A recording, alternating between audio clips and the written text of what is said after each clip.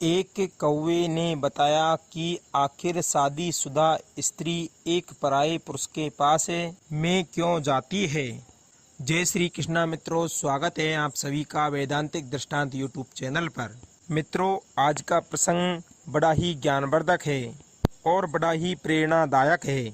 मित्रों, आखिर एक शादीशुदा और एक पतिव्रता स्त्री पराये पुरुषों के पास क्यों जाती है और आखिर अपने पति को छोड़कर के पराये पुरुष में आसक्त क्यों रहती है।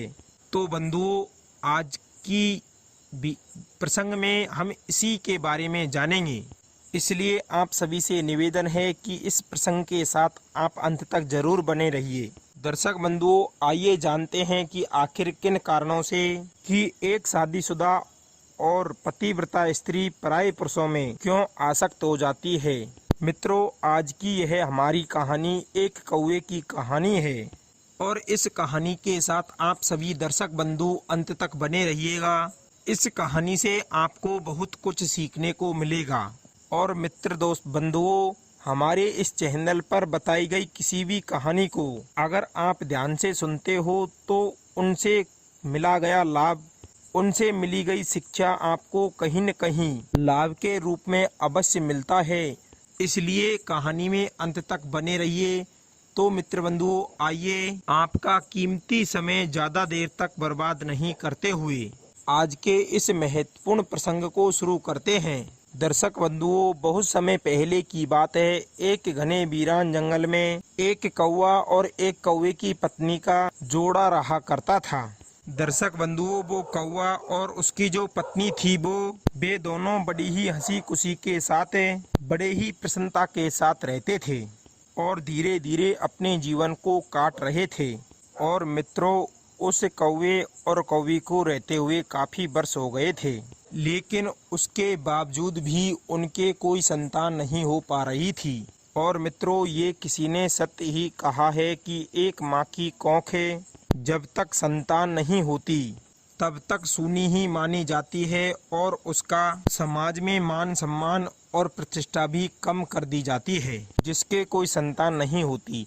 दर्शक बंधुओं, इस प्रकार वह कौवे की पत्नी बार बार इस बात को सोच सोच करके परेशान हुआ करती थी कि आखिर मैंने ऐसा किसी के साथ में क्या बुरा कर दिया है जिसकी वजह से भगवान तूने मुझे कोई संतान नहीं दी है। दर्शक बंधुओं, एक दिन कौवी अपने पति से कहती है, अजी सुनते हो क्या, हमें एक साथ रहते हुए काफी समय बीत गया है, काफी वर्ष बीत चुके हैं, परंतु उसके बावजूद भी हमारे कोई संतान नहीं हो रही है। इसलिए मुझे लगता है कि हम दोनों में से ही किसी न किसी एक में ही कमी है। अब चाहे वो आप हो या फिर चाहे मैं हूँ, इसलिए मैं चाहती हूँ कि आप किसी बड़े वैद्य के पास जाकर के खुद को दिखवा करके आओ, कहीं आपके अंदर ही कोई कमी ना हो।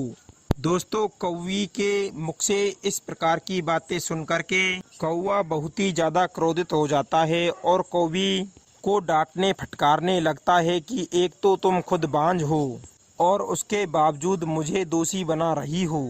मित्रों, कौवा अपनी पत्नी से इस प्रकार के कड़े वचन इसलिए बोल रहा था क्योंकि वो कौवा अपनी एक दूसरी प्रेमिका के प्यार में आसक्त था। वो अपनी पत्नी के अलावा किसी और कौवी के प्यार में आसक्त था और वो उसी के पास जाता रहता था और ज्यादा से ज्यादा कीमती समय अपनी प्रेमिका को देता था। दर्शक बंधुओं, धीरे धीरे कौवी इस बात को सोच सोच करके परेशान होती। मित्रों, एक दिन कौवी इस बात को सोचने लगी कि मेरे पति मेरे पास आते नहीं और जब मैं कुछ भी बोलती हूँ तो मुझे खाने को आते हैं। कौवी सोचने लगी कि कहीं यह किसी पराई स्त्री के प्यार में आसक्त तो नहीं है। और दर्शक बंधुओं, कहा भी गया है ना कि जो 100 दिन का चोर होता है वह एक ना एक दिन तो अवश्य ही पकड़ में आता है। दर्शक बंधुओं, एक दिन वह कौवी जब अपने पति को सुबह सुबह काम के लिए निकलता हुआ देखती है तो वह अपने पति के पीछे पीछे चली जाती है।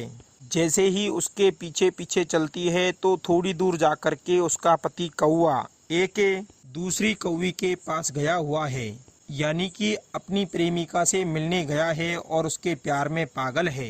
मित्रों, यह देख करके वह कौवी बहुत ही ज़्यादा उदास हो जाती है और बहुत ही ज़्यादा दुखी हो जाती है। दर्शक बंधुओं, उसके बाद में वह कौवी इस बात का निश्चय कर लेती है कि मेरे पति पराई स्त्री में आसक्त है, इसकी वजह से कोई संतान नहीं है। इसका मतलब है कि मेरे ही पति में कुछ ना कुछ कमी है। जैसे मेरे पति मेरे बारे में नहीं सोच रहे, तो मुझे भी अब से उनके बारे में नहीं सोचना चाहिए। और दर्शक बंधुओं, यह सब सोच करके कौवी एक दूसरे कौवे के पास चली जाती है और अब तो वो कौवी दूसरे कौवे से प्रेम करने लगती है, यानी कि किसी पराये पुरुष में आसक्त हो जाती है। मित्रों, कभी सोचती है कि मेरे ही पति में कुछ ना कुछ कमी है। अगर मैं दूसरे कौवे के पास जाऊंगी और उससे प्रेम करूंगी तो मुझे संतान की प्राप्ति हो जाएगी। और दोस्तों, यह बात भी सही कही गई है कि जब पति दुष्ट प्रवृत्ति का हो जाता है, जब पति पराई स्त्रियों में आसक्त हो जाता है, तो स्त्रियां भी पराई पुरुषों में आसक्त हो जाती है और उसे गलत नहीं माना जाता। और दर्शक बंधुओं, यह बात भी सत्य है कि इस समाज में लोग एक स्त्री को ही चरित्रहीन बताते हैं, परंतु यह बात भी सत्य है कि एक स्त्री के चरित्रहीन होने में केवल एक स्त्री का ही हाथ नहीं होता, उसमें एक पुरुष की भी भागीदारी होती है। उसमें एक पुरुष की भी भागीदारी होती है। एक स्त्री के साथ पुरुष भी उतना ही दुष्ट होता है जितना कि एक स्त्री होती है। मित्रों, जिस प्रकार वह कौवी अपने पति को छोड़ करके अब तो दूसरे कौवे के पास जाने लगती है, धीरे धीरे कौवी को गर्भ धारण हो जाता है।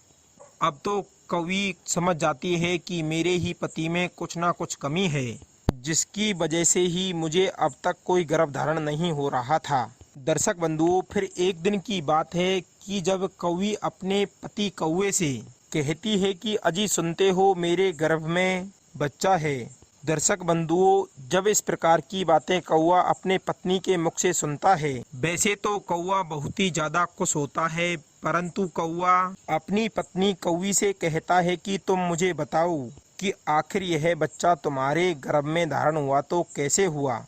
मैं तो तुम्हारे पास कभी आया नहीं और तुम में कुछ ना कुछ कमी है, उसके बावजूद भी तुम्हारे पेट में गर्भ धारण कैसे हुआ। मित्रों, फिर वह कौवी अपने पति कौवे से कहती